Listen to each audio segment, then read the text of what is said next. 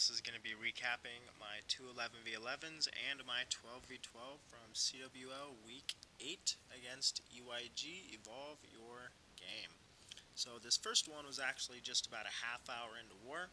I'll usually wait until quite a bit later in war, somewhere between 10 to 4 hours to start going on 11v11, but I saw this base and I knew pretty quickly that I really liked it, especially for this attack. So I'm bringing in Dragbat here with a very heavy kill squad on it. As you can see, I have 2 rages and a jump for my kill squad, with the jump going right here in the core, and rage here and a rage for wherever my wall wrecker pops, probably right around that jump as well, was my thinking. So I do have an E-drag funnel. I take a loon just in case I'm going to pick up a black bomb right here.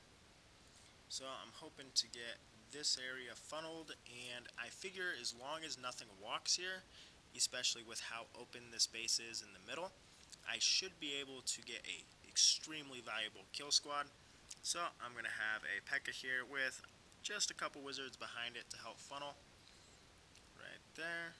And beyond that, my thinking was I should get this wizard tower, and I should pretty easily get this one, not a problem. So, with that being said, I'm thinking immediately I'm going to need my freeze for this wizard tower, and I have an ice golem in my camps for this one right here. So I do see the king is back there as well, so I think there might be a couple Teslas. I don't know if there's going to be a full-fledged farm back there though, as there is this spot right here, which would be a good spot for Teslas as well as right over here near this cannon. So this is fresh, just being a half hour into war. So bring in, as you can see, I have 6 bowlers and my heroes, and of course bowlers in my clan castle going right down Main Street, right in the center there. And as long as I'm able to get a good funnel, my kill squad should do really well. So that's the planning. I should also have 2 wizards and a minion for my cleanup. The town hall was not free. I love taking advantage of those, but Archer Tower down here has it covered this time. So let's take a look and see how this one went. This does end up being very close on time. I believe I just had 2 seconds to spare on it. So I start out with my E-drag funnel, nice and early there, and it gets good enough value for me. I could have liked more, but there's a lot of trash over here at 10 o'clock, so I'm glad I got most of that down.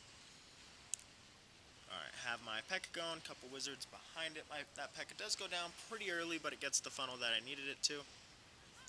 Start my other 3 P.E.K.K.As, and my heroes, of course, going in, and my healers for my kill squad. So I do get the funnel I needed. I don't get that wizard tower down, but luckily everything does go in regardless. And I hit a very early trap there for the whirlwind, but it doesn't end up pushing my wall wrecker off path too much.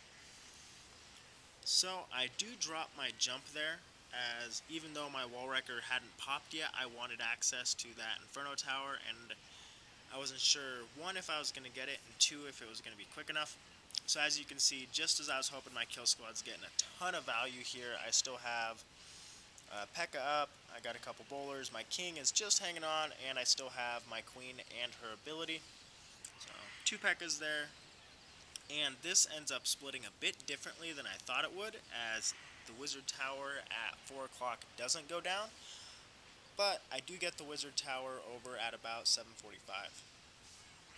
So it is a Tesla farm back there with all 4 Teslas. Wasn't sure if that was going to be the case, so I do end up using my ice golem elsewhere here, as my queen ends up taking out 2 of those Teslas, and then my bowlers took out the other. I start my bats up here from 10 o'clock as they're cruising in. I get kind of weird split, as I still had some bats left, but most of them stay in a pack. As I get my ice golem down, and I freeze just to make sure I get that wizard tower. It did look like it targeted my bats. I got the ice golem down just a little bit late. I still have a couple P.E.K.K.As up over here, 1 full health, 1 pretty close to being down. So I do have cleanup down, and I got it down fairly early, but at the same time, it just ended up taking quite a while to get everything done, with how much trash was on the outside, with how open the inside of the base was. So some advantages and drawbacks to that kind of base design. But like I mentioned at the very beginning, had about 2 seconds left to spare. I couldn't watch it. I closed out. It was just too heart-wrenching if I was going to time out or not. So, alright, so that's the first one, and we're going to go to the second one, which was under much different circumstances than the first half hour of war. Here, as this attack was actually thought of and executed in the last half hour of war, as we weren't quite sure if we were going to need 11v11 or 11v12, and I wasn't really feeling any of the other 11s, but I eventually came to this plan, as this base actually reminded me a bunch of old Town Hall 9 bases that'll have the dummy walls with the dead zones, and then you have your really heavy core with expos and the clan castle usually. So, the original plan for this, after about 15 minutes of looking it over with Mock, was to run my queen up here for a queen walk, running this way, or really, actually, running this way, and it ends up running this way in the actual attack. So we have our queen walk going that way, and it was for king to be over here, and I originally had an E-drag, I took it out, and then I added it back in for this area right here for all those storages. Really good chain value in there, especially for funneling for miners to create a even path into the core here, as that is pretty easy to get through with one, maybe two heals, like if they have to get through this back end area as well. So the biggest thing on this base that I saw right away, it was not fresh, but the previous plan had gone really poorly and the queen walk died out pretty quickly, was that a slammer down here can actually pass through all these defenses without running into any black bombs or anything like that, as that was part of what was revealed on the scout. So I really like the slammer, so I figure I'd either take miners in it or hogs. I ended up settling on hogs, as there is still some trash around there, so I can always use different kinds of cleanup there, and my king should really, I was thinking that way, but then I figured the slammer would get that, so he should go there. So really, I'm just creating that funnel in that lane for the miners. So last minute, and I literally mean last minute, there was about 12 minutes left in war when I went in for this attack, maybe 11 minutes. I end up deciding that my E-drag would actually probably be better over here for this chain value, wherever that may go. So I ended up rotating my entire attack, and I still stick with, you know what, I think my queen should probably go this way to create even more narrow pathing for my miners, instead of it being as wide as it was before, trying to get through this Inferno Tower and other defenses in the area. So I do my queen walk up here still, anticipating it, buckling in right there. I have my king here for this area, and I create that alleyway for the miners, all the same. And I do believe I have 2 or 3 wizards for cleanup on this. I have my loon in front of the E-drag, and I'm going to have the slammer doing the same thing, just going the other way around, and I should have my Grand Warden as well, probably for this area. As you're going to see, I do end up having to change things up mid-attack here, and it gets very, very dicey, but luckily it ends up turning out just fine for me. So let's take a look at that. Gonna start my attack right up here, either at 12 or at 4 for the E-drag. I did have that last minute change with the E-drag, and I was thinking I might be able to get away with 2 rages for my queen, but I really didn't think, especially with my warden, that I would need more than 3 heals for my miners, so I ended up sticking with 3 rages, which turns out to be very, very beneficial. I actually used the loon at 12, as I did know there was a black bomb there, and I think I might have missed it, or I mistook it for, it was actually a red bomb, I believe. So my E-drag, you can see down here, getting plenty of value. My king getting plenty of funnel value there.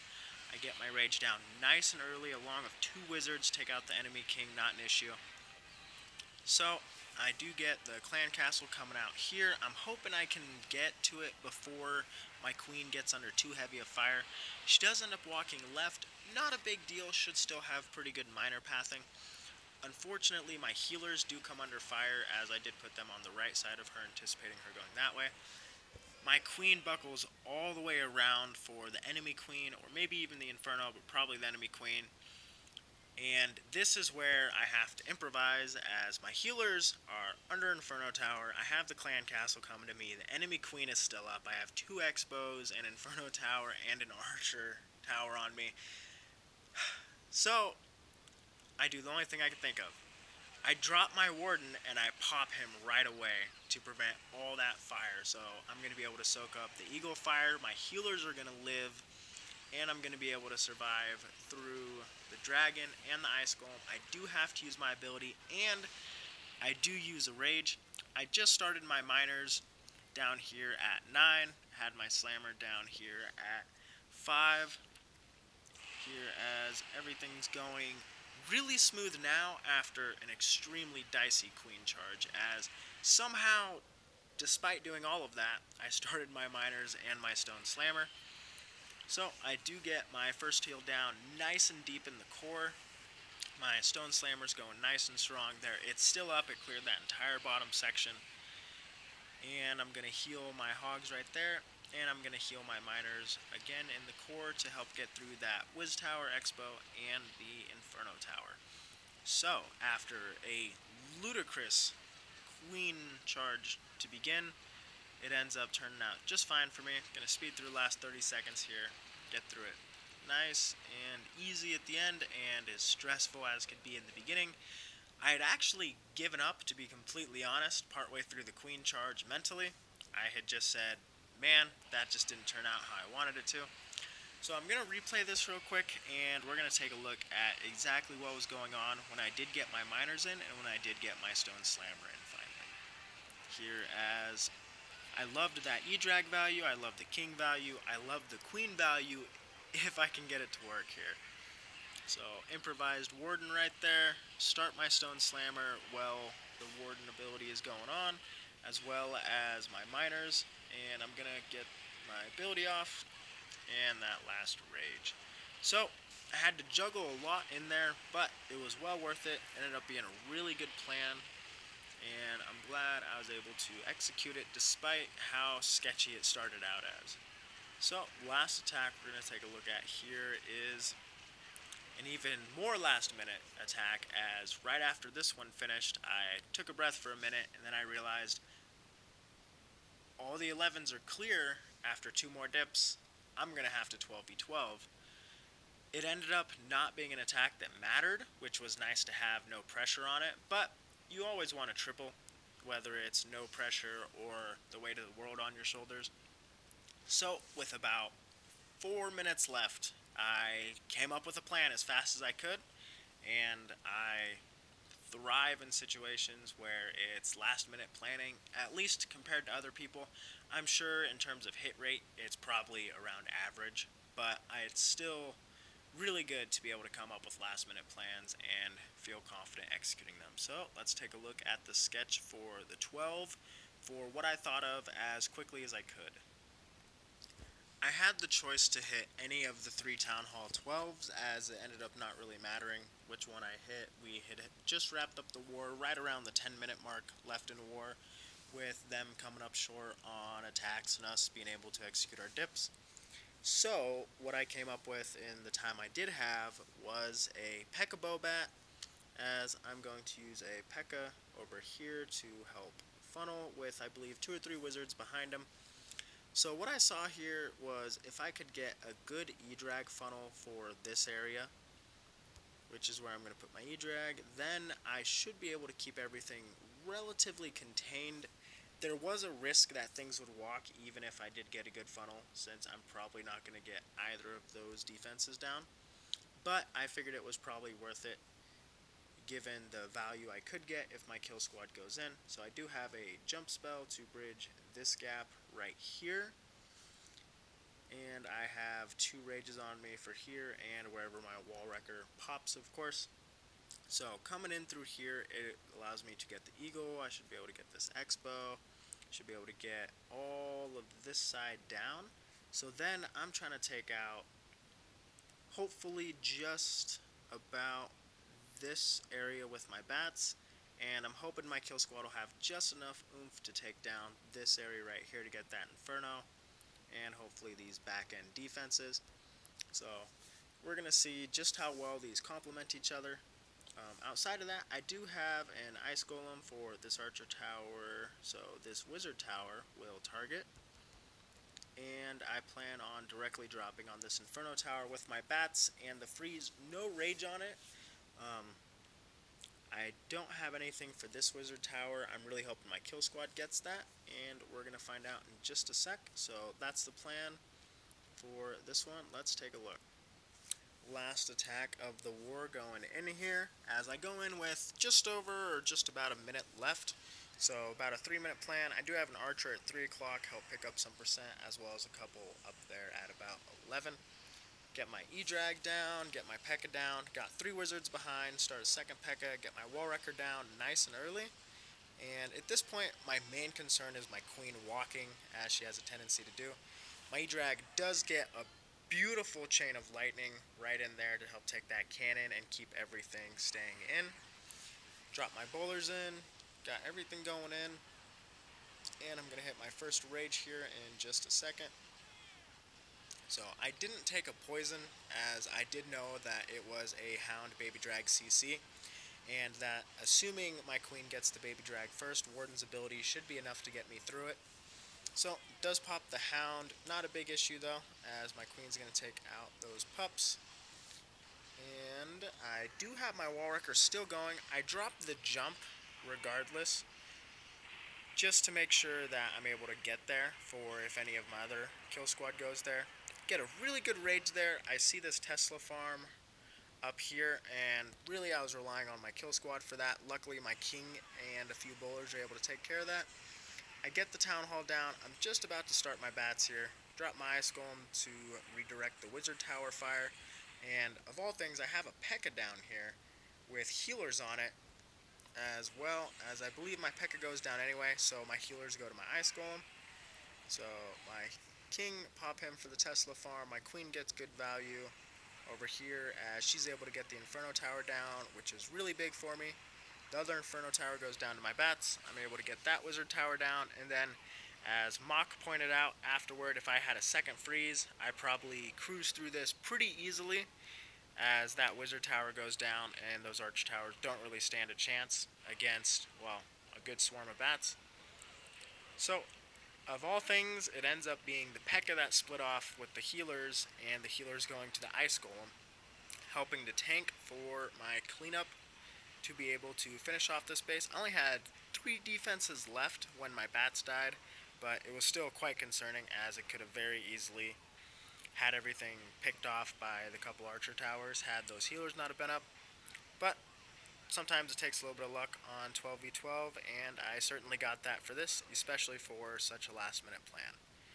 Alright, that's going to wrap up those 3 hits. So I did go 3 out of 4 for 10v10, 2 out of 2 for 11v11, 1 for 1 on 12v11 dips, and 1 for 1 on 12v12. So having a stellar season so far, as I believe I'm 4 for 4 on 11v12 hit-ups, 10 for 10 on 12v11 dips, 2 for 3 on 12v12 with a 99% in there, and then I'm 9 for 10 on 11v11, and I don't know my 10v10 stats, but they're definitely closer to average in comparison to the higher Town Hall levels. But I'm having a great season, and I'm really happy to recap some of these attacks for, well, anybody who's out there watching. So thank you for watching, and I will be back next war or next week, and hopefully I get my mic in soon so that horrible buzzing goes away.